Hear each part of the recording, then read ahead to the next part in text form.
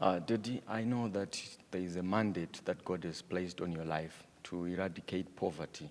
And I know you always talk about wealth creation on various platforms, in church when you are ministering, on radio, through the School of Wealth and the Life Coaching and Mentorship Program by Dr. Nick Ohizu.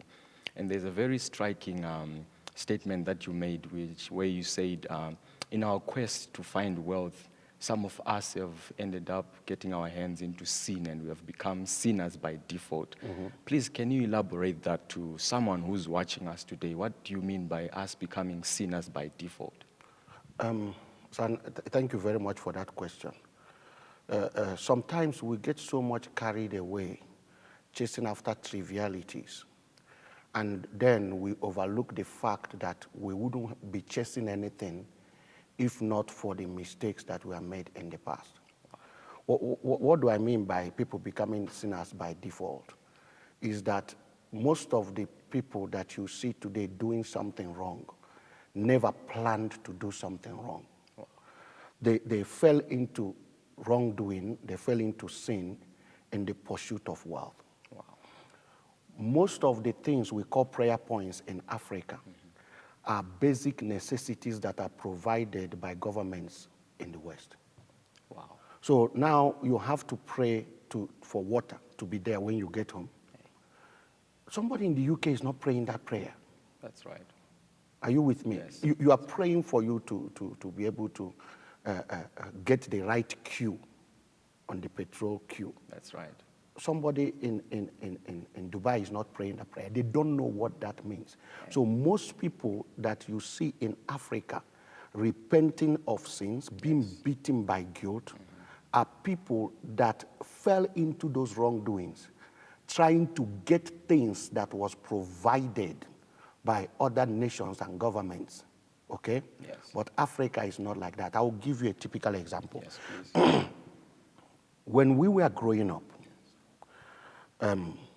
sometime, let me use something like 1982, 83, 84. I was maybe 10, 12 years. A child in the UK or a child in America at 10 years old, 12 years old, that got home at night was watching television with his father.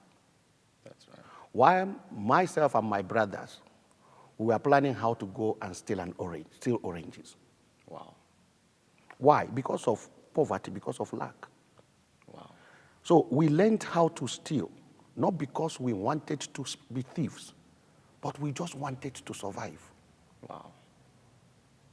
Wow. So we are sent into the world to compete with children that never had to steal, never had to lie. Are you with me? Yes, I'm following. You know, so we go to our neighbor's house to steal $1, a cent, okay? Yeah. We call it kobo then, you know, 10 kobo or 50 kobo, so that you can go and buy something from the tax shop just because your parents couldn't afford to give you tax shop money. Wow. I don't know if I'm making sense to you. So when you look at it, you realize that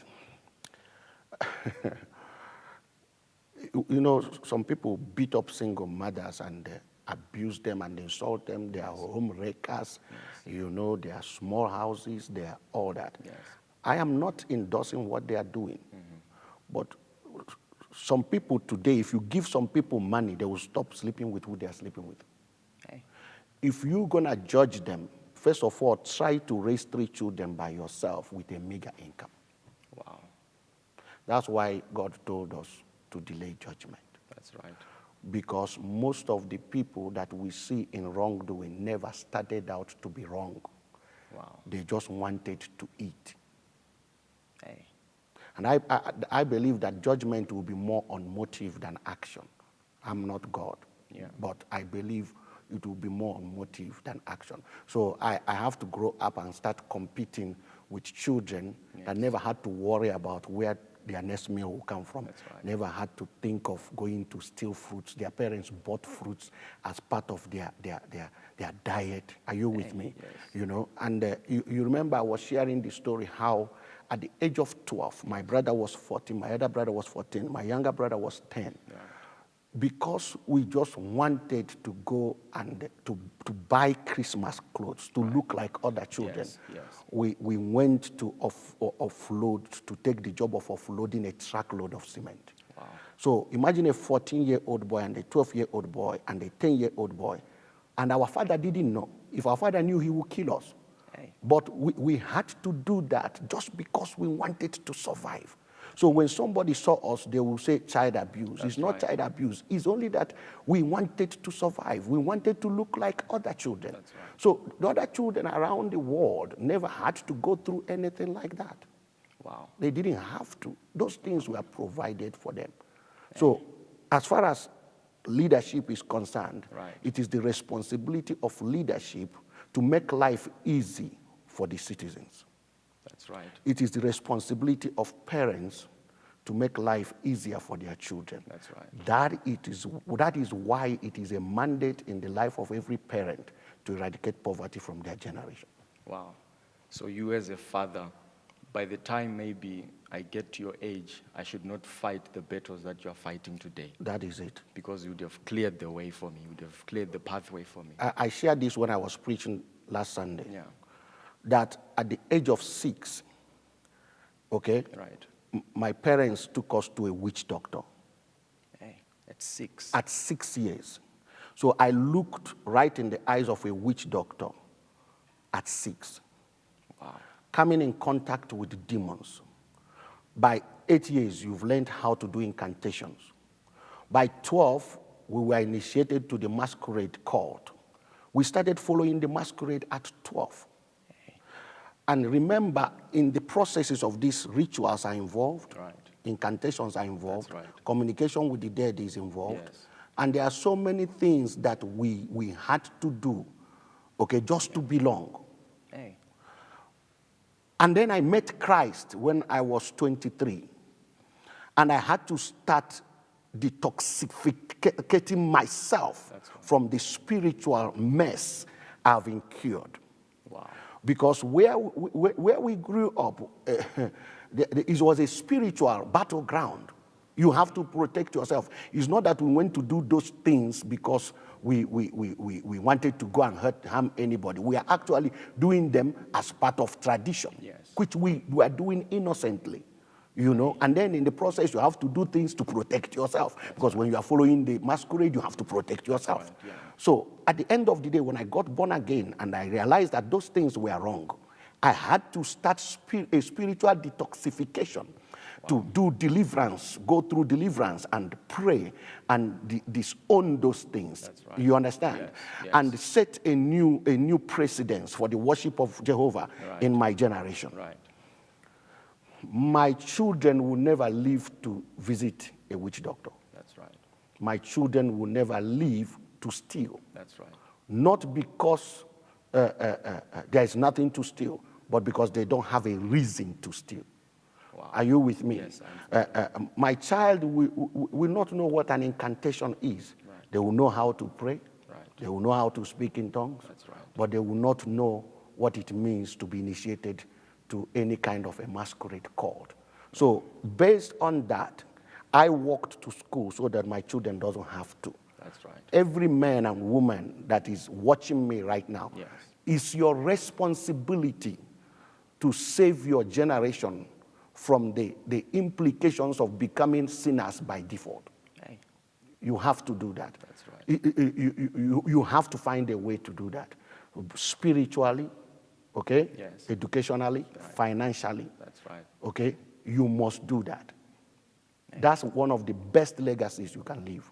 That's right. For your generation. So, as I'm following you, is this the same thing that Paul mentions where he says, even when I would do good, evil is still present with me? Yes. And so at that tender age, you realized, comparing yourself maybe to a child in the UK, they are there at night watching television with their father, and it's family time, it's bonding time. They've got a fruit basket at home. But for you, you look at yourself, there's nothing at home. And, your stomach starts grumbling, and, you have to find something to eat. And because of that, you end up getting your hands into evil, into sin.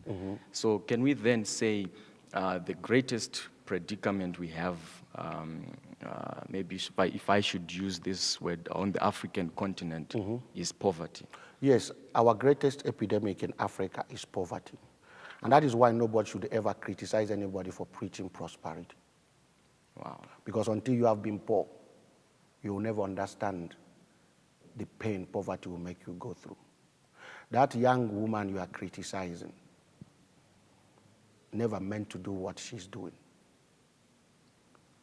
It's because she was raised by a father that didn't see wealth creation as an important aspect of a child's development.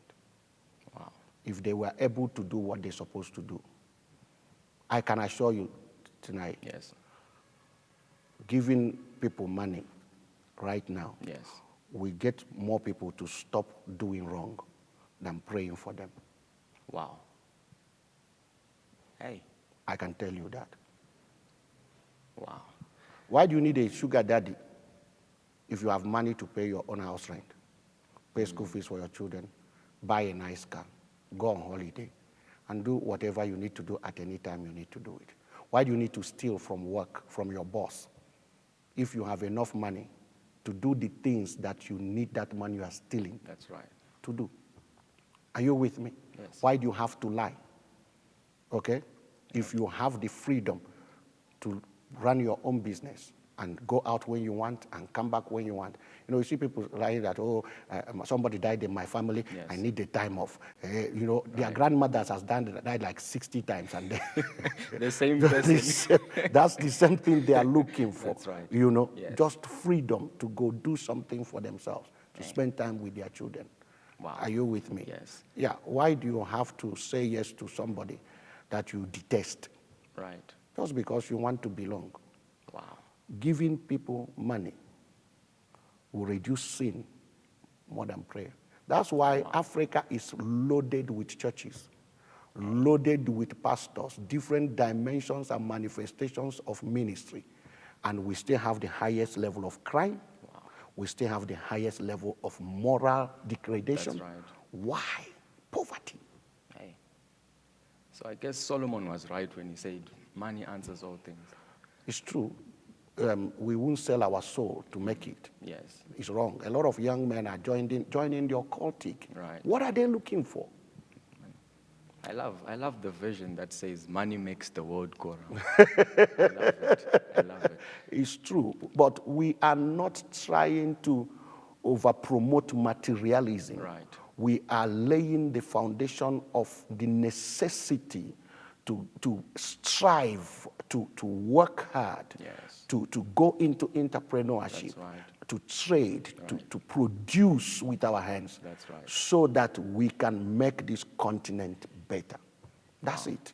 We have to make this continent better. That's right. You know, we have lagged behind for a very long time. That's very true. We have. Yes. And we need to make sure that we help as many as possible. That's right. And since we have lagged behind for a very long time, I guess for us to play catch up, we have to work maybe, I don't know, 10 times 10 times faster right. than we are working right now. Yes, and there's a statement you always say that your pace in life is not necessarily determined by what you are chasing, Yes. but by what is chasing you.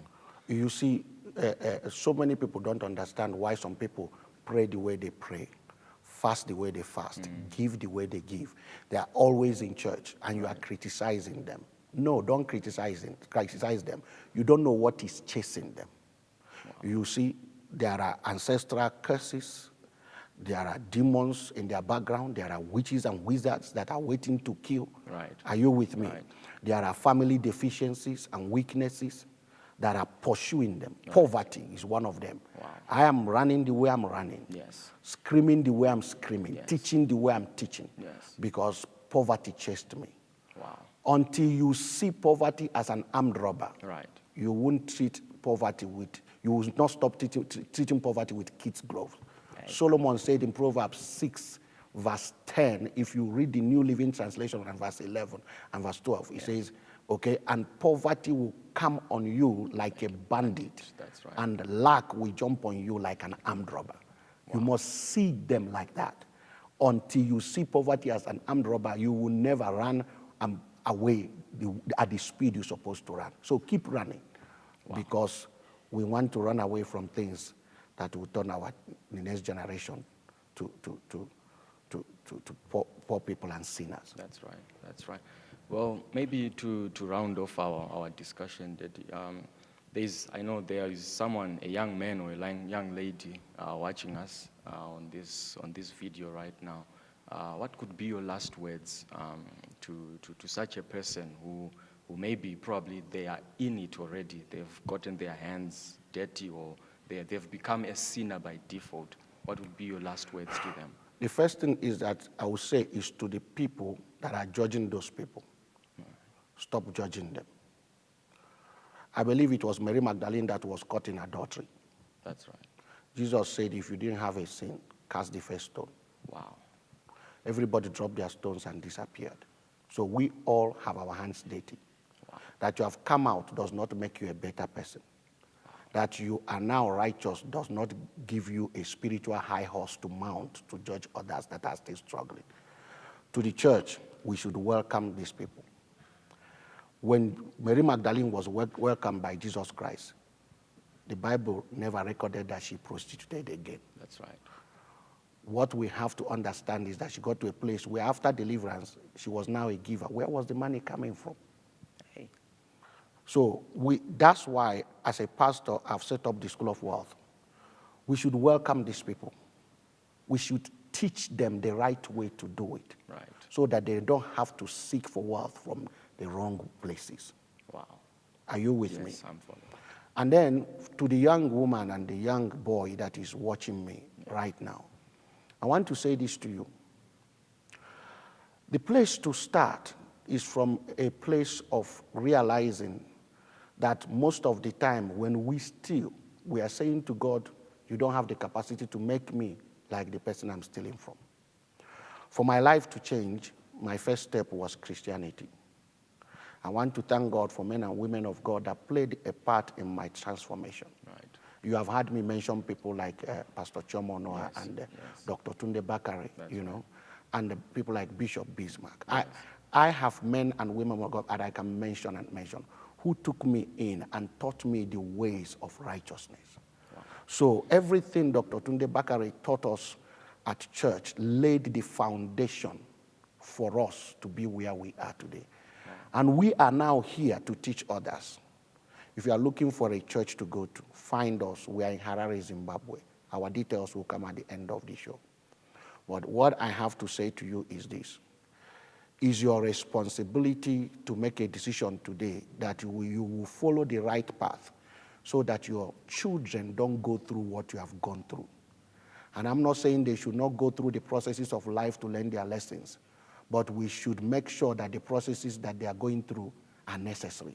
Right. They don't have to be products of our own deficiencies and mistakes. We can correct them. You have to be a good father to your children. You have to be a good mother to your children. You have to make every sacrifice on the side of morality to ensure that poverty is eradicated from your generation. And with God on your side, all things are possible. Wow. I guess that's why Paul also says, if any man be in Christ, all a new things have creature. passed. Yes. Everything has become new. Wonderful. Wow. Well, I want to thank you for taking your time to interview me. No, it's actually my pleasure. It's very, very much my pleasure. So guys, keep following our page. We'll be bringing more. This is my son, Tinaye Zenenga. He's a motivational speaker. He's a minister of the gospel. He's an author. And I thank God for him. We keep on raising more men and women like him. And we know that what we have discussed today will be a blessing to you. Definitely. Thank you very much once again. It's always a pleasure. Thank you for watching. See you next time. Bye-bye. Bye-bye.